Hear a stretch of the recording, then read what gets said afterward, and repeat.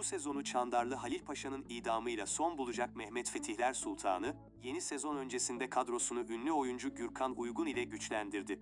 Sezon finalinde diziye dahil olacak Fatih döneminin namlı paşası Mahmut Paşa, Gürkan Uygun tarafından canlandırılacak.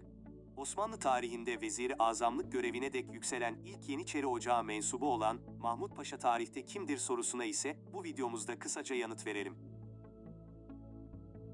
Halk tarafından çok sevilen, velayetine hükmedilen ve veli sıfatıyla anılan Mahmut Paşa, Fatih devrinde iki farklı dönemde sadrazamlık yapmıştır. Osmanlı tarihinde sadrazamlık görevine dek yükselen ilk Yeniçeri Ocağı mensubu olan Mahmut Paşa, aslen devşirme kökenlidir. Sırp veya Hırvat olabileceği çeşitli tarihçiler tarafından iddia edilen Mahmut Paşa'nın, Trabzon Rum İmparatorunun başmabeyincisi ile teyze çocuğu olduğu da iddialar arasındadır.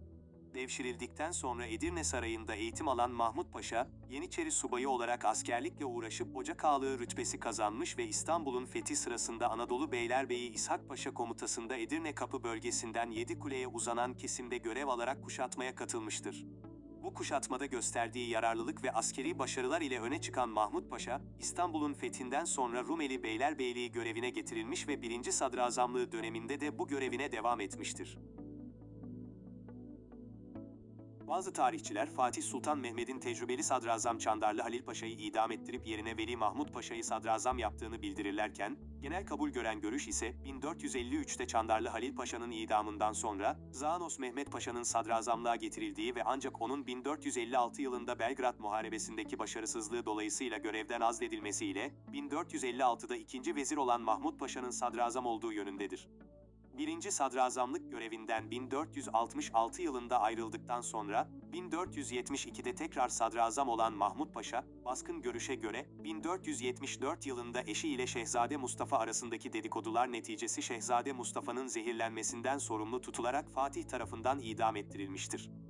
Bu konu hakkında detaylı bilgiye ekranın sağ üst köşesinde çıkan "Tarihte Şehzade Mustafa, Şehzade Mustafa nasıl ve neden öldü?" isimli videomuzdan ulaşabilirsiniz.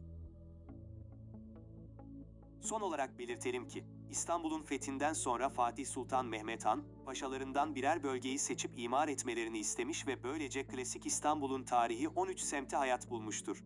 Mahmut Paşa, günümüzde de Mahmut Paşa semti olarak anılan bölgeyi seçerek, burada Mahmut Paşa Çarşısı ile cami, medrese, bedesten ve imaretler yaptırmıştır. Yeni içeriklerimizi anlık ve güncel olarak takip edebilmek için kanalımıza abone olarak bildirimleri açabilir, beğeni ve paylaşım yaparak bizlere destek olabilirsiniz. Yeni içeriklerde buluşana kadar sağlıkla ve mutlulukla kalın.